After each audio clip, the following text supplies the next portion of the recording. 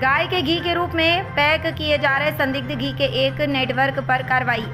सूरत ग्रामीण एलसीबी कामरेज तालुका के भारी इलाके में स्थित ड्रीम्स इंडस्ट्रीज में केवल फूड प्रोडक्ट्स के नाम से बनाए जा रहे गाय के घी के रूप में पैक किए जा रहे संदिग्ध घी के एक नेटवर्क पर कार्रवाई हुई। संयुक्त रूप से विशिष्ट सूचना प्राप्त हुई कि ड्रीम्स इंडस्ट्रीज के प्लांट नंबर G1 में संदिग्ध घी की एक मात्रा तैयार करने और पैक करने के लिए एक नेटवर्क सक्रिय है।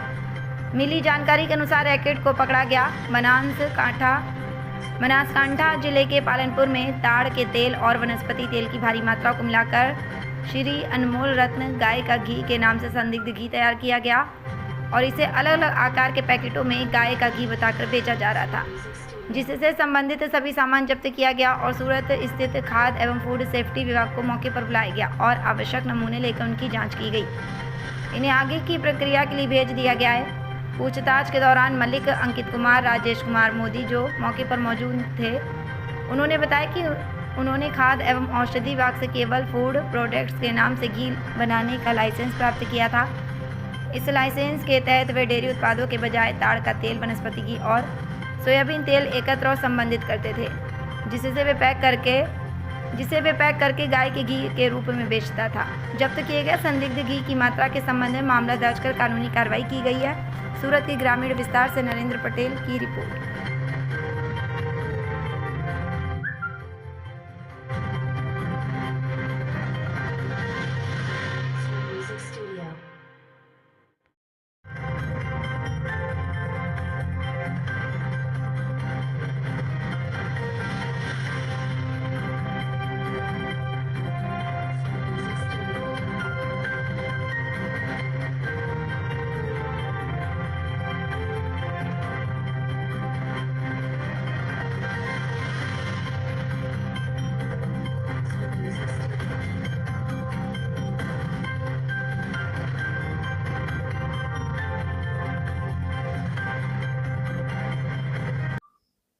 પોલીસ મહાનિરીક્ષક શ્રી પ્રેમવીર સિંહ સાહેબ તથા પોલીસ અધિક્ષક શ્રી રાજેશ ગઢિયા સાહેબ નાઓએ વિસ્તારમાં ચાલતી ગેરકાયદેસર પ્રવૃત્તિઓ શોધી કાઢી કાયદેસર કાર્યવાહી કરવા માટે આપેલ સૂચના અનુસંધાને એલસીબીની ટીમ વિસ્તારમાં પેટ્રોલિંગમાં હતી। તે દરમિયાન મળેલ બાતમીના આધારે ધોરણપારડી ગામની સીમમાં આવેલ હિન્દવા ડ્રીમ્સ ઇન્ડસ્ટ્રીઝના આવેલ પ્લોટ નંબર G1માં શંકાસ્પદ ઘીની બનાવટનો જથ્થો તૈયાર કરી પેકિંગ કરવાનું નેટવર્ક ચાલે છે। જે બાતમી અનુસંધાને સદર જગ્યા પર રેડ કરતા ત્યાં એકમના માલિક અંકિત કુમાર રાજેશ કુમાર મોદી નાઓ હાજર મળી આવેલ અને સદર જગ્યા પર તપાસ કરતા પામ ઓઇલ, શંકાસ્પદ બનાવેલ ઘી તથા વનસ્પતિજન્ય ઓઇલ તેમજ અન્ય મુદ્દામાલ મળી આવતા સદર જગ્યા પર ફૂડ એન્ડ ડ્રગ્સના અધિકારીઓને બોલાવી જરૂરી સેમ્પલિંગ લેવામાં આવેલ છે અને વધુ પૂછપરછ માટે લેબ ખાતે મોકલવામાં આવેલ છે।